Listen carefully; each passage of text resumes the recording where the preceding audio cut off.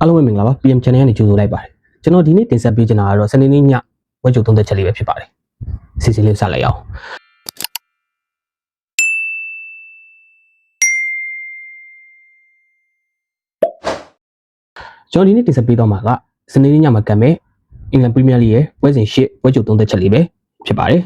်ဟုတ်ကဲ့ပွဲစဉ်တွေကိုကြည့်ရမယ်ဆိုရင် Forest နဲ့ Chelsea ကကျွန်တော်တို့မြန်မာစံတော်ချိန်စနေနေ့ညအစောဆုံးဖြစ်တဲ့မြန်မာစံတော်ချိန်ည6နာရီကျွန်တော်တို့မလေးအချိန်ည9နာရီခွဲမှာကံမဲ့ပွဲနောက်ပြီးတော့ကျွန်တော်တို့မြန်မာအချိန်10နာရီခွဲမှာကံမဲ့ကျွန်တော်တို့မလေးအချိန်ည10နာရီမှာကံမဲ့ပွဲတွေကတော့ City နဲ့ Everton ရှိတယ် Brighton နဲ့ Newcastle ရှိတယ်နောက်ပြီးတော့ Sunderland နဲ့ Wolves ရှိတယ် Palace နဲ့ Bournemouth ရှိတယ် Burnley နဲ့ Leeds United တို့ရှိတယ်ဒါကတော့ကျွန်တော်တို့မြန်မာအချိန်10နာရီခွဲမှာကံမဲ့မလေးအချိန်10နာရီမှာကံမဲ့ပွဲတွေဖြစ်တယ်စနေနေ့ရဲ့နောက်ဆုံးပွဲစဉ်ကတော့ကျွန်တော်တို့မလေးအချိန်10နာရီခွဲမှာကံမဲ့မြန်မာအချိန်17မှာကံမဲ့ပွဲဒါကတော့ Fulham နဲ့ Arsenal အသင်းတို့ရဲ့ London Derby ပွဲဖြစ်တယ်ကဲကျွန်တော်တို့အစနေကြည့်အောင် Forest နဲ့ Chelsea အချိန်နဲ့ရလက်ကိုကြည့်ရမယ်ဆိုလို့ရှိရင် head to head မှာဆိုလို့ရှိရင်တို့9ပွဲကစားထားခဲ့ဘူးလေ Forest ကတပွဲပဲနိုင်ထားတယ်အဲ့ဒီအချိန်မှာ Chelsea က9ပွဲနိုင်ထားတယ်3ပွဲတည်ကြထားတယ် Chelsea ကသူ့ရဲ့အိမ်ကွင်းမှာဆိုလို့ရှိရင်မိနစ်ကတည်ကြထားတယ်ဒီနေ့sorry Chelsea ကသူ့ရဲ့အိမ်ကွင်းမှာဆိုလို့ရှိရင်မိနစ်ကတည်ကြထားတယ်အဝေးကွင်းမှာ0-1နဲ့နိုင်ထားတယ် Chelsea နိုင်တော့နိုင်ထားတယ်ဒါပေမဲ့ဂိုးပြတ်တော့မနိုင်ထားဘူးအဲ့တော့သူတို့အကျိတ်တယ်ရှိမယ်လို့တော့ကျွန်တော်မြင်မိတယ် Chelsea ပြ Enzo Maresca ကို FA ကနေပြီးတော့တပွဲပယ်ထားတယ်ဘာဖြစ်လို့လဲဆိုတော့သူတို့ Liverpool နဲ့ပွဲတုန်းကနောက်ဆုံးမိနစ်မှာတွင်းခဲ့တဲ့ဂိုးမှာတွားပြီးတော့ကျွန်တော်တို့ touch line မှာတွားပြီးတော့အောင်ပွဲတက်ခံထားလို့ဆိုပြီးတော့တပွဲပယ်ထားတယ်အဲ့တော့ကျွန်တော်အမြင်ကိုပြောမယ်ဆိုရင် Chelsea ပြဒီပွဲမှာပါဝင်နိုင်ဖို့မရှိဘူးဒါပေမဲ့သူတို့ပွဲကြီးစဉ်ကနေပြီးတော့လှမ်းပြီးတော့ control လုပ်မယ်ပေါ့ဗျာသိရမလားပွဲအတွင်းထဲမှာ direct control လုပ်ခွင့်တော့မရှိဘူးကျွန်တော် Chelsea ရဲ့ဒဏ်ရာရနေတဲ့ကစားသမားတွေဖြစ်တဲ့ကိုပါမာနဲ့ Rich James တို့ပြန်လဲပါဝင်လာလိမ့်မယ် Rich James က international break မှာဒဏ်ရာရနေတယ်ဆိုပြီးပြန်လာလိုက်တယ်ဆိုတော့ Rich James လည်း recover ပြန်ဖြစ်ပြီးကိုပါမာကလည်း recover ပြန်ဖြစ်ပြီလို့ကြားတယ်အဲ့တော့ဒီနှစ်ယောက်ပြန်လဲပါဝင်လာမယ်ဆိုရင် Chelsea ကအရင်ထက်ပိုကောင်းလာဖို့ပဲရှိတယ်အဲ့ဒီအသင်းကိုကျွန်တော်တို့ Forest ကနိုင်ဖို့တော့ခက်တယ် Forest ကို Chelsea ကဂိုးပြတ်နိုင်ထားတော့မရှိဘူးဒါပေမဲ့ Ange ရဲ့လက်ထက်မှာဆိုရင်ကျွန်တော်မပြောတော့ဘူးကြာကျွန်တော်နီးပြကွာဟမှုလည်းရှိသလိုကစားသမားတွေယုံနေသွားတဲ့အပေါ်မှာလည်းကျွန်တော်တို့ Forest ကကျွန်တော်အမြင်ကတော့ဒီပွဲလည်းမချောင်ဘူး Ange ကဘတ်တန်းလည်းပေါက်တယ်သူတိုက်ကိုတိုက်ကစားတဲ့နီးပြအဲ့တော့သူတာဘတ်တန်းကိုကောင်းကောင်းမွန်တာ control မလုပ်ထားဘူးဆိုလို့ရှိရင်ကျွန်တော်တို့ Chelsea က control လုပ်သွားလိမ့်မယ်အဲ့ချိန်ကျရင်ဂိုးပြတ်သွားနိုင်တယ်နောက်ပြီးတော့သူတို့ Premier League 9ပွဲကစားခဲ့တဲ့အချိန်မှာ Chelsea က3ပွဲနိုင်2ပွဲတည်2ပွဲရှုံးထားတယ် Forest ကတော့4ပွဲထိရှုံးထားတယ်2ပွဲတည်ကြထားတယ်1ပွဲပဲနိုင်ထားတယ်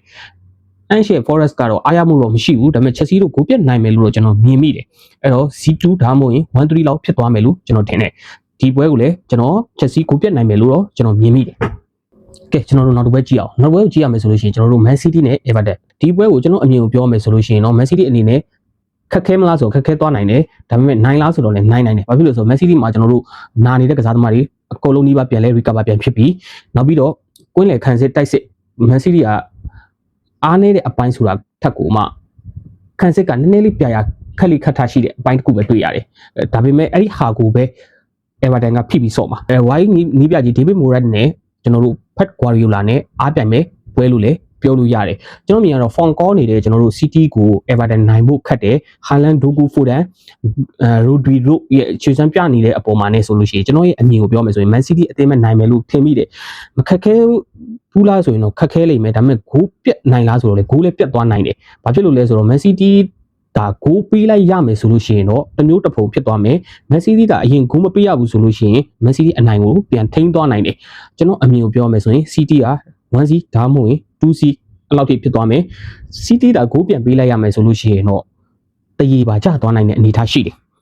ကဲနောက်တစ်ပွဲဆိုရင်ကျွန်တော်တို့အမှတ်ပေးစရာရဲ့ထိပ်မှာဥဆောင်နေတဲ့ Arsenal အသင်းနဲ့ Fulham တို့ရဲ့ပွဲ London Derby ဖြစ်တယ်တိုက်စစ်ကွင်းလေခံစစ်အားလုံးတည်ငြိမ်နေတဲ့ကျွန်တော်တို့ Arsenal အသင်းကိုနဲ့ကစားပုံကိုဂိုးသမားအစတည်ငြိမ်နေတဲ့ Arsenal အသင်းကို Fulham နိုင်မှုခက်တယ် Fulham ရဲ့နောက်ဆုံး Premier League 2ပွဲဇက်တိုက်ရှုံးထားတဲ့အပေါ်မှာအပေါ်ကိုထပ်ပြီးတော့ရှုံးပွဲဆင့်သွားမယ်လို့တော့ကျွန်တော်မြင်မိတယ် Arsenal ကတော့ Premier League 9ပွဲကစားမှာ9ပွဲနိုင်1ပွဲတည်1ပွဲရှုံးထားတယ် Fulham ကတော့3ပွဲရှုံး2ပွဲတည်2ပွဲနိုင်ထားတယ်သူတို့ရဲ့ head to head ကိုကြည့်ရမယ်ဆိုရင်18ချိန်တွေ့ထားတယ်အဲ့ဒီအချိန်မှာ RE က10ပွဲနိုင်ထားပြီးတော့ Fulham က2ပွဲပဲနိုင်ထားတယ်ကျန်တဲ့6ပွဲကတော့တည်ကြထားတယ် Fulham အင်ကွင်းမှာတာလက်ခံပေးလို့ရတယ်ဒါပေမဲ့ကျွန်တော်တို့ RE ကိုတော့ရှင်းနိုင်မှုမမြင်မိဘူးဘာဖြစ်လို့လဲဆိုတော့ Fulham ကအင်ကွင်းဒီနှစ်မှာ Premier League 9ပွဲကစားတာမှာသူတို့ရှုံးထားတဲ့ပွဲတွေအားလုံးကြည့်မယ်ဆိုရင်သူတို့အင်ကွင်းမှာရှုံးထားတာမဟုတ်ဘူးအဝေးကွင်းမှာကြီးပဲရှုံးထားတာအင်ကွင်းရလက်တော်လေးကိုကောင်းတယ်အနိုင်နဲ့တည်ပဲဆော့ထားတယ်အာဆင်နယ်ကတော့ခုနောက်ပိုင်းနှစ်မှာအင်ကွင်းအဝေးကွင်းရလို့တော့မရွေးတော့ဘူးကစားသမားကောင်းတွေကိုပိုင်ဆိုင်လာတဲ့အမျှအင်ကွင်းအဝေးကွင်းကိုအာကြီးကကောင်းလာတယ်အဲ့တော့အာဆင်နယ်မှာကျွန်တော်တို့မပါဝင်နိုင်မဲ့ကစားပါဝင်နိုင်မှုမရှိတဲ့ကစားသမား2ယောက်ကတော့မာရူကီနဲ့ဟာဘတ်တို့ဖြစ်တဲ့ဒဏ်ရာရနေတယ်အဓိကတော့ရီကာဘာပြန်ဖြစ်ပြီးအာရဲ့လူစင်းကိုကြည့်ရမယ်ဆိုလို့ရှိရင်တိုက်စစ်မှာရော့ခရက်ထွက်လာလိမ့်မယ်ကျွန်တော်တို့အမြင်ကတော့စာခါကိုလက်ကိုပို့လိုက်လိမ့်မယ်လက်ဝင်ကားမှာစာခါဖြစ်ပြီးတော့ right မှာ as ဝင်ဆော့လိမ့်မယ်အဲ့ချိန်ကြလို့ရှိရင် Odika နဲ့ Rice နဲ့ကျွန်တော်တို့ Superman နဲ့တွဲလိမ့်မယ်မီကယ်အာတီတာက Odika ကိုအရေးဆုံးမီမတုံးချင်ဘူးဆိုလို့ရှိရင်အဲ့ဒီနေရာမှာမီကယ်မော်ရီနိုဆော့လို့ရတယ်မီကယ်မော်ရီနိုကပြောလို့ပြောတာမဟုတ်ဘူးစပိန်မှာတော်တော်ခြေစွမ်းပြနေတယ်ဒီကစားသမားကတက်လန်းရှိတယ်တကယ်လို့အခက်မသိလို့နေရာမရဘူးကစားချိန်နဲတယ်ဆိုလို့ရှိရင်အာကြီးကတော့ထွက်သွားနိုင်တယ်သူ့ရဲ့လုပ်ရည်ကိုင်းရှိလာတယ်အခုသူ့ရဲ့ prime ကိုရောက်လာတယ်လို့ပြောလို့ရတယ်ကစားသမားကတိုးတက်လာတာမြန်တယ်လို့ပြောလို့ရတယ်ကျွန်တော်တို့စပိန်နီးပြကလည်းမီကယ်မော်ရီနိုကိုဒီ attacking midfield မှာတုံးတယ်တိုက်စစ်နေရာမှာတုံးတယ် force number 9တုံးတယ်အဲ့တော့မီကယ်မော်ရီနိုကတော့အရေးချင်းရှိတဲ့ကစားသမားPPထပ်ပြီးတော့တိုးတက်လာတယ်လို့တော့ကျွန်တော်မြင်မိတယ်နောက်ပြီးတော့သူတို့ဒီကွင်းလက်ပြီးသွားလို့ရှိရင်သူတို့ဒီခန်းစစ်မှာဆိုလို့ရှိရင်ကျွန်တော်အမြင်ကတော့ကာလီဖိုရီနဲ့ထင်ပါပဲပါဝင်လိမ့်မယ်ဒီစန္ဒဘတ်မှာကတော့ဂါဗီယယ်နဲ့ဇလီဘာရဲ့ကျွန်တော်တို့ဂိုးသမားကတော့ရိုင်ယာနဲ့ပဲပွဲထွက်လာလိမ့်မယ်လို့ကျွန်တော်မြင်မိတယ်ဒီလူစင်းနဲ့ဆိုရင်တော့ကျွန်တော်အမြင်ကိုပြောမယ်ဆိုလို့ရှိရင်တော့ဖူအန်အင်ကွင်းမှာဖူအန်တို့ခန်းစစ်ကိုအဓိကထားပြီးဆော့ရလိမ့်မယ်ဒါပေမဲ့ဖူအန်ခန်းစစ်ကပြဲကွဲနေတာဆိုရင်ရှိရင်တော့မလွယ်တော့ဘူးကျွန်တော်အမြင်ကတော့အာကြီးပဲတိတ်သွားလိမ့်မယ်ထင်တယ်အာကြီးမဖြစ်ဘူးဆိုလို့ရှိရင်တော့အနည်းဆုံး Z3 ဒါမှမဟုတ်ဘဲနဲ့ Z2 အဲ့လောက်တိဖြစ်သွားနိုင်မယ်လို့တော့ကျွန်တော်မြင်မိတယ်အာကြီးကိုတားဖို့အတွက်ဖူအန်မလွယ်ကူတော့ဘူးနောက်ပြီးတော့နောက်ထပ်ပွဲစဉ်တွေဖြစ်တဲ့ Brighton နဲ့ Newcastle ဒီပွဲကကြီးကောင်းမဲ့ပွဲလို့ပြောလို့ရတယ် Brighton ကPremier League 9ပွဲကစားရမှာ3ပွဲရှုံး2ပွဲတည်2ပွဲနိုင်ထားတယ်ကျွန်တော်တို့အတင်းသူနိုင်ထားတဲ့အတင်းတွေကလည်းအတင်းကြီးတွေဗျ Chelsea နဲ့ Man City ကိုနိုင်ထားတာ Brighton ကသွားပြီးရှုပ်လို့တော့မရဘူးဗျအဲ့ဒါမလား Newcastle ကတော့2ပွဲ9ပွဲကစားထားမှာ2ပွဲနိုင်2ပွဲရှုံး3ပွဲတည်ကြထားတယ်အဲ့တော့ကျွန်တော်အနေထားရာခြေစွမ်းချင်းတိတ်မကွာဘူးဒီပွဲကကြီးကောင်းမဲ့ပွဲလို့ပြောလို့ရတယ်1-1ဒါမှမဟုတ်ဘဲနဲ့ကျွန်တော်အမြင် Brighton ပဲနိုင်သွားနိုင်တယ်လို့မြင်မိတယ်2-1 1-1အဲ့လောက်နဲ့ပြီးသွားမယ်လို့ထင်မိတယ်နောက်တစ်ပွဲကတော့ Sunderland နဲ့ Wolves ဒီပွဲကတော့ကျွန်တော် Sunderland ကိုပိုကြိုက်တယ် Wolves ကတော့ကျွန်တော်ဒီနှစ်အားရတဲ့ထဲမှာမပါဘူးအဲ့တော့ Sunderland ပဲနိုင်သွားမယ်လို့ကျွန်တော်ထင်မိတယ်နောက်တစ်ပွဲကတော့ Palace နဲ့ Bournemouth ဒီပွဲကကြည့်ကောင်းမဲ့ပွဲလို့ပြောလို့ရတယ်ခန်းစစ်ကောင်းမှုနဲ့ Palace နဲ့ကိုတွင်းတက်တဲ့ Bournemouth တို့ထိတ်တိုက်တွေ့ဆုံမှုဖြစ်တဲ့မာဂီနဲ့ဆမ်မင်းနီရိုရဲ့ထိတ်တိုက်တွေ့ဆုံမှုဖြစ်တယ်ကျွန်တော်အဲ့ကစားသမားနှစ်ယောက်လုံးကိုကြိုက်တယ်တကယ်လည်းကောင်းတယ်ဗျပြောရမယ်ဆိုလို့ရှိရင်ဒီပွဲကတော့တရီရလက်ပဲပြီးသွားမယ်လို့ထင်တယ်1-1 CC တခုခုနဲ့ပဲပြီးသွားနိုင်တယ်နောက်တစ်ပွဲကတော့ Burnley နဲ့ Leeds ဒီပွဲကတော့ကျွန်တော် Leeds ကိုပိုကြိုက်တယ်ကျွန်တော်တို့ Scott Parker ရဲ့ Burnley ကိုတော့ကျွန်တော်အဲ့လောက်ထိမယုံကြည်သေးဘူး League ပဲနိုင်သွားမယ်လို့ကျွန်တော်မြင်မိတယ်အတင်းသေးချင်းချင်းတွေ့လို့ဆိုရင်ကိုအတွင်းတာသူတွင်းကိုတွင်းတာဗျသူတို့ပွဲတွေကကြည့်ကောင်းတယ်မင်းပါကောင်းလဲငါပါကောင်းလဲမေးတာအဲ့တော့ကျွန်တော်အတင်းသေးလေးပွဲတွေကိုများများကြည့်ဖြစ်တယ်တကယ်လို့ဒီပွဲကျွန်တော်တို့ဒီ10နိုင်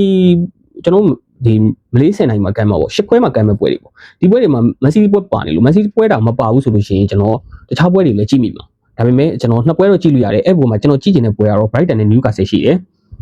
မန်စီးတီးနဲ့ Everton တော့ကျွန်တော်ကြည့်မယ်ဒီ2ပွဲကြည့်ပြီးတော့နည်းနည်းပွဲပြီးရင်ပြန်တွေ့ကြမယ်အားလုံးကိုကျေးဇူးတင်ပါတယ်ကျွန်တော် channel ကိုသဘောကျတယ်ဆိုရင် like share comment လေးနဲ့ကူညီပေးခဲ့လို့ရပါတယ်ဟုတ်ကဲ့ subscribe လေးလုပ်ခဲ့ပေးဖို့လည်းမေတ္တာရက်ခံပါတယ်အားလုံးကိုကျေးဇူးတင်ပါတယ်ပွဲပြီးရင်ပြန်တွေ့ကြမယ်